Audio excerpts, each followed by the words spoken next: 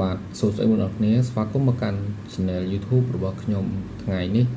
ថ្ងៃនេះខ្ញុំចង់ចែករំលែកបងប្អូនពីរបៀបតែងយកកម្មវិធី download វីដេអូមិនថាពីក្នុង Facebook TikTok ឬក៏ YouTube ទេអញ្ចឹងគឺយើងអាច download បានងាយស្រួលតែម្ដងហើយលឿនទៀតអញ្ចឹងកម្មវិធីនេះគឺយើងអាចប្រើបានទាំង Android ទាំង iOS អញ្ចឹងគឺងាយស្រួលមែនទែនគឺសម្រាប់បងប្អូនអរគ្នាដែលចង់ download វីដេអូមិនថាវីដេអូខ្លីវែងឬក៏វីដេអូខ្លីទេអញ្ចឹងគឺយើងអាចចង់បានវីដេអូហ្នឹងគឺយើងអាច download បានងាយស្រួលតែម្ដងអញ្ចឹងកម្មវិធីនេះគឺយើងមានតែមួយគឺយើងអាច download គ្រប់ social media តែម្ដងហើយបងប្អូនមិនទាន់ដែលបានចុច Subscribe ខ្ញុំហ្នឹងគឺបងប្អូនអាចចុច Subscribe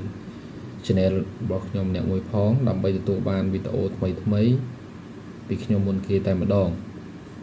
ហ្នឹងហើយកុំឲ្យខាតពេលយូរតោះយើងទៅចូលក្នុងកម្មវិធីនឹងដើម្បីទាញយកនៅកម្មវិធីនោះឈ្មោះថាគឺ Black Hole អញ្ចឹងកម្មវិធីឈ្មោះ Black Hole ហ្នឹងគឺល្អមែនតើសម្រាប់ការ download វីដេអូផ្សេងៗតោះ let's go ឥឡូវគឺបងប្អូនចូលមកកាន់ Play Store របស់យើងមកគឺយើង download សម្រាប់ Android សម្រាប់ Play Store បើសិនជាបងប្អូនប្រើប្រាស់នៅទូរស័ព្ទ iPhone បងប្អូនអាចចូលទៅកាន់ App Store ដើម្បី download បានហើយចូលមកអញ្ចឹងយើងចុច search វាយក Black Hole អញ្ចឹងខ្ញុំវាយមក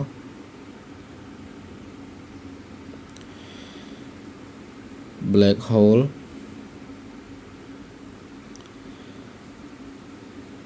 ឬហើយបងប្អូនចុចពាក្យ search ខាងក្រោមហ្នឹងមកអញ្ចឹងអ្វីដែលយើងត្រូវ download នោះគឺកម្មវិធីលើគេនេះបងប្អូនបាទកន្លែងកម្មវិធីលើគេគេដាក់ Black Hole ពណ៌ខ្មៅហ្នឹងអញ្ចឹងយើងចុចលើហ្នឹងមកបន្ទាប់មកបងប្អូនចុចពាក្យថា install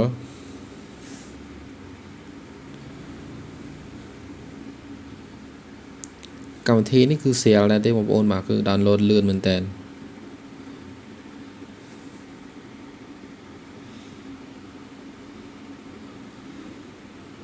អញ្ចឹងគឺពេញបាត់ហើយបងប្អូនបាទពេញហើយយើងចូលទៅកាន់កម្មវិធីនឹងទាំងអស់គ្នាឥឡូវយើងចុចចូលនៅក្នុងកម្មវិធីឈ្មោះ Black Hole ហ្នឹងមកដែលយើងបាន download មិញហ្នឹង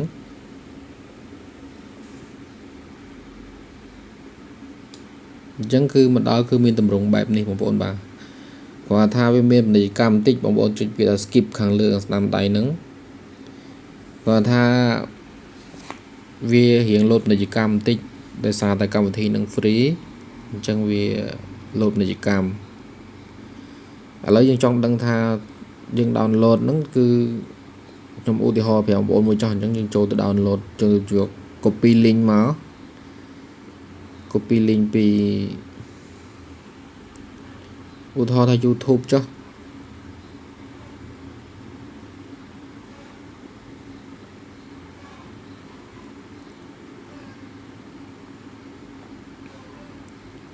ឧទាហរណ៍ថាបတ်ឆាយរយុទ្ធមួយនេះខាងលើគេនេះកន្លែងខាងលើគេនេះយើងចុច copy link មកចុចកន្លែង share ចែករំលែកនេះបន្ទាប់មកយើងយកចម្លងតំណ copy link រួចហើយយើងចូលមកកាន់កន្លែងកម្មវិធីយើងនឹងវិញមក Black Hole នឹងវិញមកបន្ទាប់មកបងប្អូនចុចឲ្យចំនៅកណ្ដាលនឹងមកចុចចំកណ្ដាលបែបនេះមកអញ្ចឹងវានឹង download បងប្អូនឃើញទេអញ្ចឹងគឺវានឹង download មកហើយ download ក៏លឿនដែរបងប្អូនបាទបន្ទាប់មកយើងចូលទៅមើលនៅក្នុងកន្លែងរូបថតរបស់យើងកន្លែង file របស់យើងហ្នឹងតើវីដេអូហ្នឹងចូលមកនៅនេះបងប្អូនបាទកម្មវិធីខ្ញុំ download មិញហ្នឹងឥឡូវយើងចង់ដឹងយើងចុច play វាមើលតិចទៅបတ်ហ្នឹងបတ်ឆាយរយុទ្ធបងប្អូនបាទ